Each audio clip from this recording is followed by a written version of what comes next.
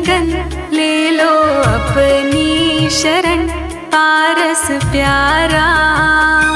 मेटो मेटो जी संकट हमारा, तुमसे लागी लगन, ले लो अपनी शरण पारस प्यारा। मेटो मेटो जी संकट हमारा।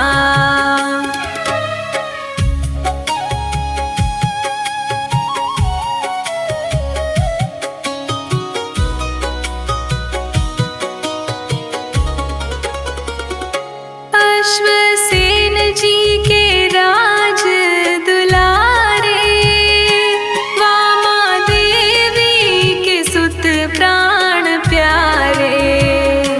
सबसे नेह तोड़ा, जग से मुँह को मोड़ा, संयम धारा।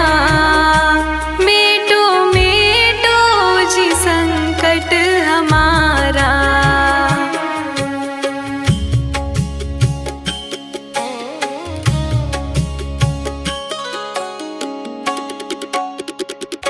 इंद्र और धरणेंद्र भी आए, देवी पद्मावती मंगल गाए। आशा पूरो सदा, दुख नहीं आवे कदा, सेवक धारा। मेटो मेटो जी संकट हमारा।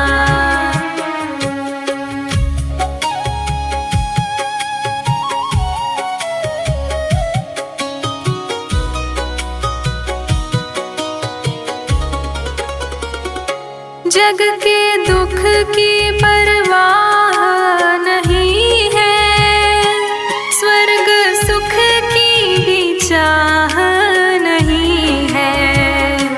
मेटो जन्म मरण होवे ऐसा यतन पारस प्यारा। मेटो मेटो जी संकट हमारा।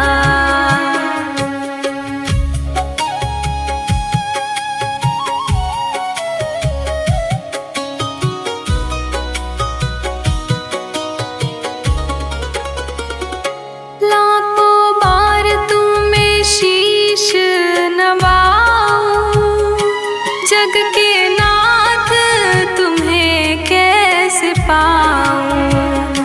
पंकज व्याकुल भया, दर्शन बिन ये जिया न लागे प्यारा। मेटो मेटो जी संकट हमारा। तुमसे लागी लगन, ले लो अपनी शरण पारस प्यारा।